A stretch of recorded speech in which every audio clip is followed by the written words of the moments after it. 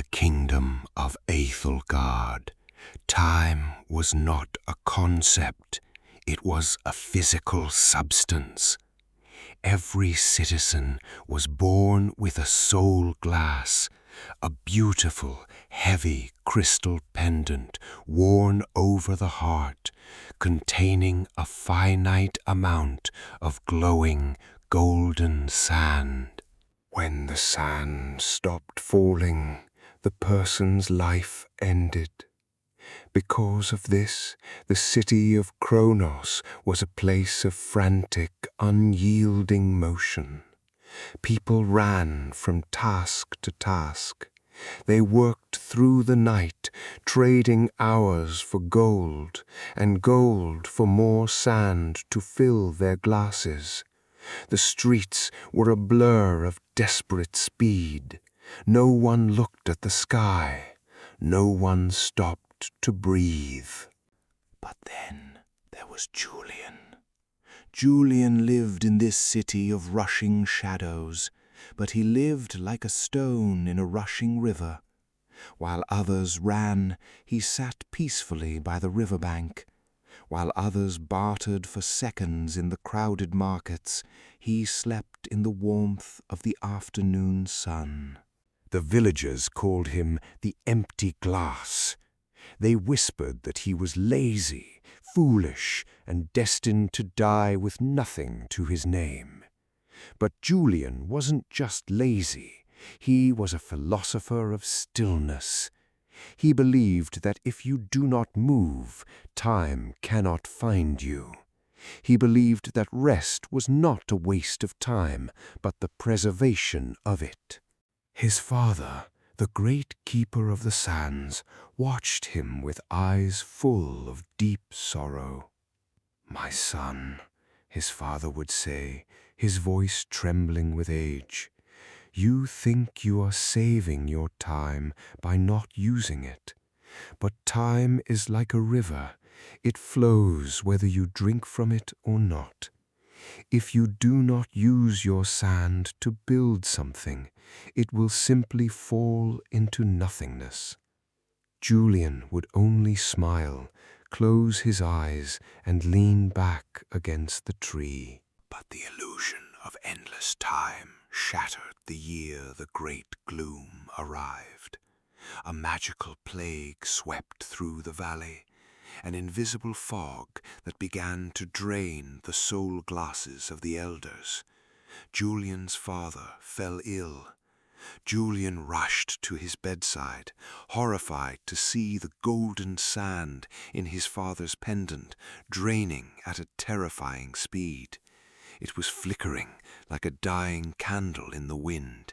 He had mere days left. For the first time in his life, Julian felt the cold, sharp bite of urgency. He sought the counsel of the blind hermit of the high peaks. The hermit whispered of a legend. Far beyond the jagged mountains lies the cave of echoes, where time itself was born. Inside is the primal grain. A single grain can refill any glass, but the path is guarded by the trials of the three minds. Without a word, Julian packed a small bag and began his ascent. To reach the cave, he first had to cross the Mirror Lake. When he arrived, 1,000 athletes and warriors were already there. They were desperately trying to swim across the freezing, massive expanse of water.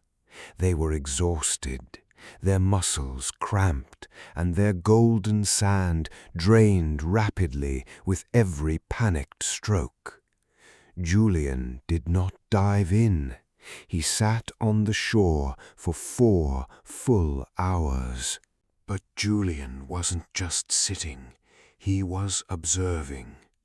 He felt the cold air on his cheek. He watched the reeds bend.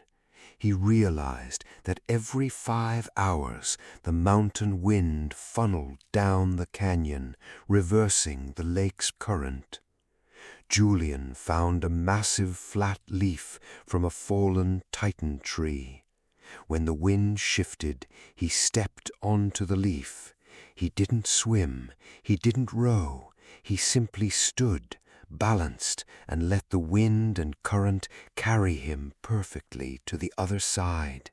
He drifted across the lake with zero effort, passing the warriors who were now drowning in their own fatigue.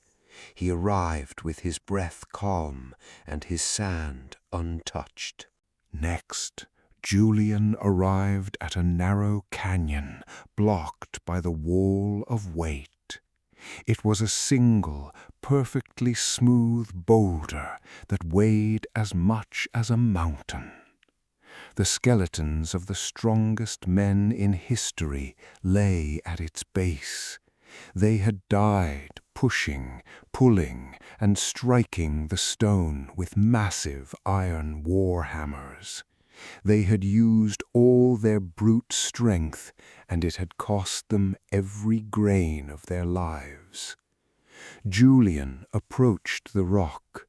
He pressed his ear against the cold stone. He didn't push. He ran his fingers along the base, feeling the earth beneath it. He found a tiny, almost invisible fault line where the moisture from the ground met the rock. Julian sat down. He spent the next 3 hours using a small pocket knife to carve a piece of ironwood into a perfect sharp wedge. When it was ready, he placed the wedge into the tiny crack. He didn't use a massive war hammer. He used a small, simple mallet. He tapped the wood once, twice, 3 times. He used the immense pressure of the rock's own weight against itself. The earth groaned. A massive crack echoed through the canyon like thunder. The unbreakable boulder split perfectly down the middle, crumbling into dust. The path was open. Julian stepped into the cave of echoes. The air was perfectly still, smelling of ozone and ancient dust. There was no gold, no treasure, no monsters. Floating in the dead center of the cavern was the primal grain. It was a single speck of sand, but it shone with the brilliance of a captured star. As Julian reached out and gently closed his fingers around it, the voice of time itself echoed in his mind. It sounded like the rushing of a deep river. "You have reached me," the voice whispered, "because you did not fight me. The fools who came before you tried to conquer time with muscle, and time conquered them. You understood the great secret.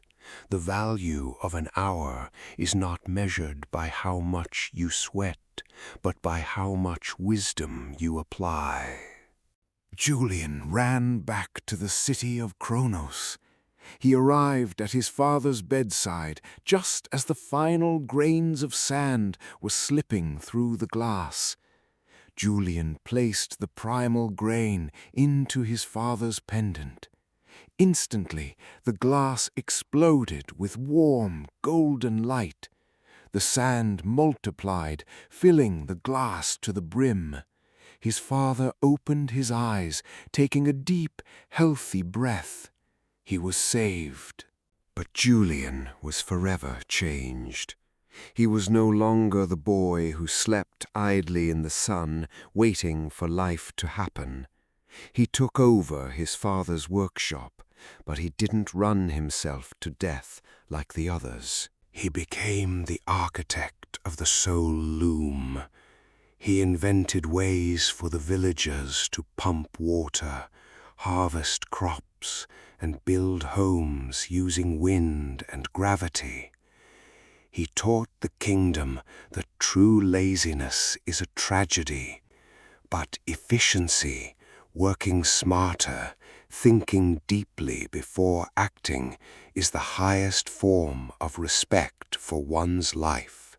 Time is not a resource to be hoarded by doing nothing, but it is also not a resource to be wasted on mindless struggle.